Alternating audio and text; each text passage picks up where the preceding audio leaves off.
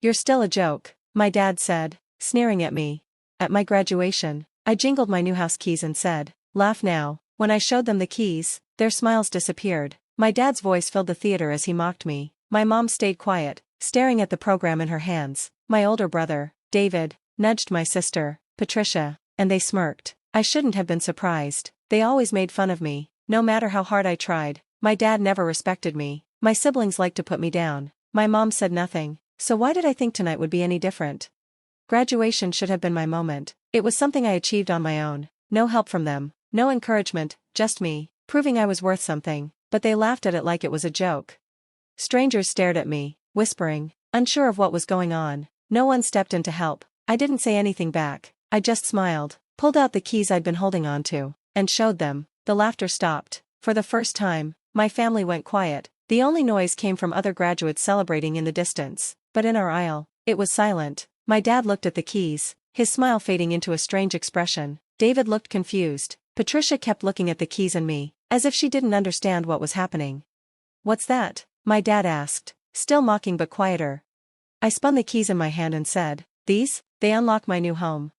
Patricia scoffed. "Sure, you did. You can't even pay rent." I stayed calm and replied, "Not rent, a home. Mine, no leases, no tenants, just me." I let that sink in. It probably felt weird to them, someone like me actually doing it. They didn't say anything. I could see their faces changing. David looked serious. My dad crossed his arms, blocking out my words. My mom blinked, as if she hadn't heard me correctly. For once, they had nothing to say. I let the silence hang there, enjoying the feeling of having control for once. Then, I put the keys back in my pocket and stood up. "Well done, young man," my professor said, handing me my diploma. His handshake felt proud, different from what I was used to. I turned back to my family, holding my diploma in one hand and my keys in the other. "So?" I asked, tilting my head. "Still funny?" No one laughed. They had no idea this was just the beginning. For as long as I could remember, I'd been the joke, the failure, the disappointment. But now, here I was, with a degree and a house, and they didn't have anything to say. I wanted them to feel the weight of all the hurt they'd caused me. I put the keys back in my coat pocket and started to leave. I thought it was over. Then, my mom spoke softly, almost nervously. "You bought a place?" I stopped and raised an eyebrow. The same woman who never cared about me now seemed interested. I turned back to face her. "Yes," I said calmly, "I bought it." My dad laughed dryly, but there was something off about it. "And how did you manage that? You've never had a real job." There it was. He wasn't impressed. He was threatened. I almost laughed. He'd spent my whole life telling me I would fail, that I wasn't strong enough, but now, here I was, standing tall. I leaned in a little, lowering my voice so only they could hear. "I did it the same way I earned my degree, without any help from you," I said, looking straight at my dad. "Just like I built my future while you hoped I'd fail." I gave them a moment to take it in before adding, "By not turning out like you." My dad's breath quickened, and for a second, I thought he might get angry and hit me. That was how he usually reacted when he felt out of control: anger, threats, force. But this time, he had nothing. I turned to leave, knowing I had won. But then, David muttered just loud enough for me to hear, "Probably a rundown place in a bad neighborhood. No way he owns anything nice." I stopped and grinned. I had an idea. I pulled out my phone, showed them a picture of my new home, a real, nice house, not some rundown place. It was clean, secure, and stylish, the kind of place they never thought I could afford. Patricia leaned in, her mouth slightly open. Even my mom looked like she wanted to grab the phone to make sure it wasn't fake. But my dad's face twisted. It wasn't anger or surprise, it was jealousy.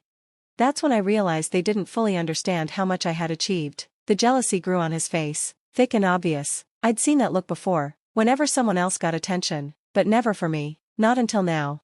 Patricia's eyes flicked between the phone and me, fear growing in her expression, not fear for me, but fear for herself.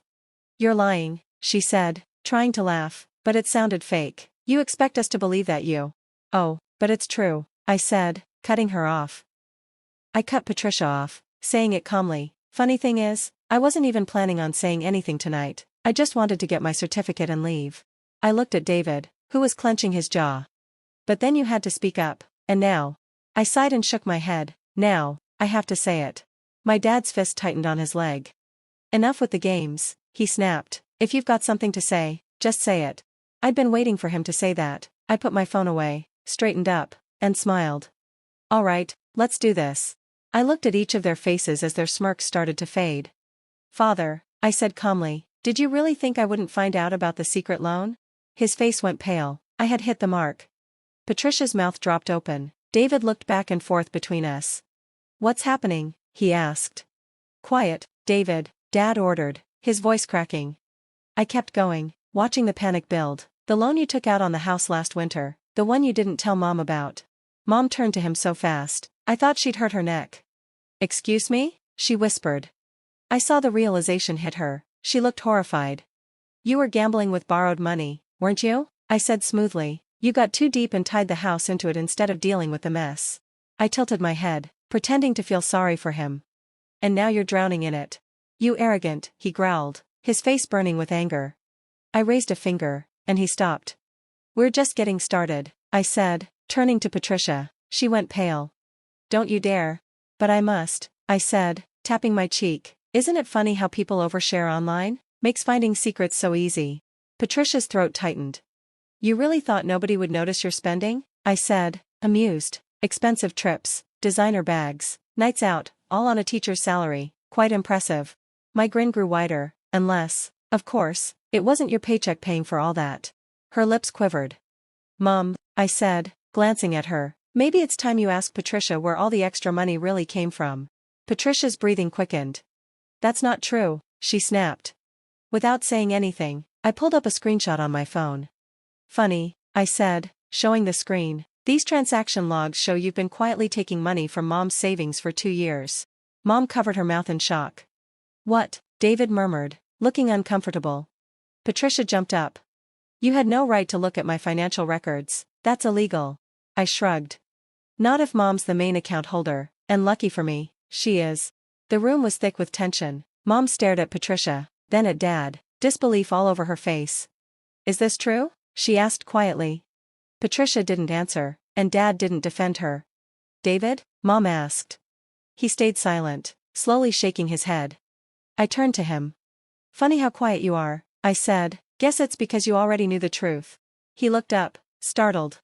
What? No. Save it, I interrupted. Patricia helped you out before, didn't she? The time you borrowed $17,000 from Dad's firm to fix your mess. David's eyes widened, and panic spread across his face. You what? Dad growled, voice sharp. For the first time in my life, I wasn't the one getting attacked. This time, the chaos was theirs. David opened and closed his mouth, speechless. Dad, it's not. I didn't mean. But Dad was already turning on him, fury taking over. You took money from my business? David faltered. It wasn't theft, I just borrowed it, he stammered. I chuckled softly. Did you ever pay it back? Silence answered for him. Patricia, still reeling from being exposed, turned to me with anger. Why are you doing this? She demanded. I tilted my head. Because you made me the family joke for years. Every time I did something good, you found a way to crush it. I took a slow breath, letting it sink in. So now, I'm returning the favor. Mom, shocked, looked between Patricia and Dad. You took my money? She asked, voice cracking. Patricia's voice shook. Mom, I needed help. No, Mom shook her head slowly, and for the first time, I saw rage in her eyes. Patricia shrank back. Dad was still staring at David, fists clenched, fury burning through him. I allowed myself a small smile. They had spent years tearing me down. Now, they were the ones falling apart, and I had never felt more powerful. The air was thick with tension. Dad, once the strong leader, sat frozen, his anger simmering. Mom stared at Patricia, disbelief and hurt in her face. David looked like he was about to crack. And me? I just stood there, watching them break apart. I could have left then, but I had one last thing to say. I turned to Dad and made sure he was focused on me. Oh, just one more thing, I said casually. Since I know you'll be begging for money soon, don't bother calling me. His jaw tightened. You ungrateful. No, I raised a hand to stop him. You don't get to scold me, not after everything you've done. My voice turned cold. I'm done with this family. Enjoy cleaning up your mess. Patricia sighed, weakly. You can't just. I can, I said firmly. And with that, I walked out, leaving them to deal with the disaster they created. As I stepped outside into the cool evening, I felt calm. No more insults, no more emotional traps, no more being the family's punching bag while they told their lies. I could have ended it there, but I knew better. I knew how they worked. They wouldn't stay quiet and reflect. They'd panic, and sure enough, Before I even made it halfway across the lot, my phone buzzed. Mother, come back inside, we need to talk. I grinned, letting the call ring before I picked up, keeping my tone light. Oh, now you want to talk? I heard some noise on the other end, then Dad's voice, quieter but still with pressure underneath. You can't just abandon your family. I laughed lightly. That's rich, considering how you all spent years showing I didn't really matter. There was a long pause, then Mom's softer voice. Sweetie, please, we're still your family. I shook my head. No, you were a burden, holding me back. Another moment passed, then Dad's voice, sharper now. Fine, whatever, he snapped. Your message is clear, but don't act like you're better just because you bought some property. It's not just real estate, I cut in, enjoying the way he faltered. Want to know what else I have? I let the silence stretch, making the weight of the moment sink in. Stability, I said at last, a steady job, savings, assets, things you don't have anymore. I heard him exhale sharply, the realization was sinking in, and it was crushing him. Mom, still clinging to whatever hope she had, tried one last time. We need you. And there it was, not we love you, not we're sorry, just we need something from you. I took a deep breath and, with the calmest voice I'd ever used with them, I said, I know. And I ended the call. Immediately, the text started flooding in. Mom, we need to talk. Patricia, stop being dramatic and come back in here. David, is this really about a house? Dad, you can't just shut us out, you owe us. I laughed. Owe you for what? The constant insults? The way you drained me while treating me like I was nothing. They were desperate now, trying to fix things. Perfect. I ignored the messages and kept walking to my car. Just as I reached it, the doors of the building swung open behind me. Wait. I turned to see Patricia rushing toward me, her heels clicking on the pavement. David followed, his hands in his pockets, frowning. Patricia stopped a few steps away, trying to stay calm, but I could see the tension in her face. Listen, she started, her voice softer than before. I know you're upset, but this is crazy. You're throwing everything away over old grudges. I raised an eyebrow. Grudges? She crossed her arms. So what if Dad said some things or we teased you? That's just how we are. We didn't mean to hurt you. I shook my head slowly. You still don't get it, do you? Before she could respond, I cut her off. It wasn't just teasing. It was years of being treated like I wasn't good enough. Watching Dad praise David for everything while tearing me down, giving everything and getting nothing in return. I looked at her. And now you want me to forget all that because it's inconvenient for you? David scoffed. Come on, you've always been too emotional. We all had to deal with Dad's crap. I turned to him. Really? Did he ever call you a failure? Did he ever belittle you? Did he ever make you feel like you didn't belong? I stepped closer, keeping my voice low. You had it easy, and deep down, you know it. David didn't say anything. He just looked away, clenching his jaw. Patricia sighed, rubbing her forehead. Okay, fine, she said, sounding defeated. Let's say we were unfair. You've made your point. You embarrassed Dad tonight. You embarrassed all of us. So, what now? I smiled. Now, I move on. Patricia looked shocked. You can't seriously believe that. I do, I said, opening the car door. You're on your own now. No more help from me. No more saving you. Let's see how you do without it. Patricia's calm face cracked. You can't just walk away from your family.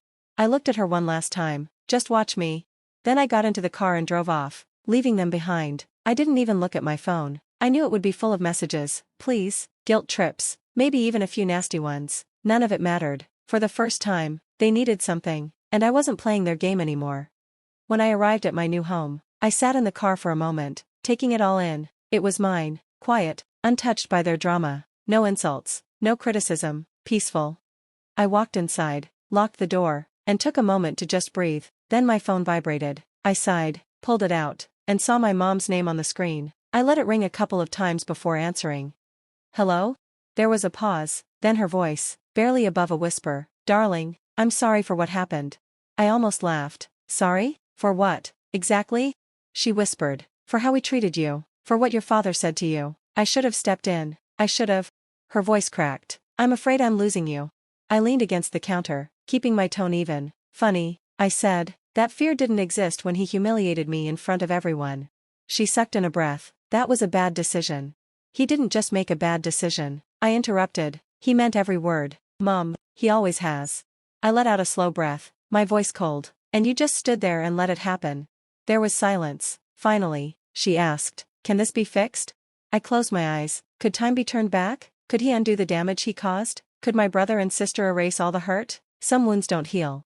I paused, then said the words I never thought I'd say. No, Mom, it's too late. I heard her gasp. Dingek yesobi. Please come back. Let's talk face to face. This is my home, I said, looking around the room, and I think it's time you accepted that.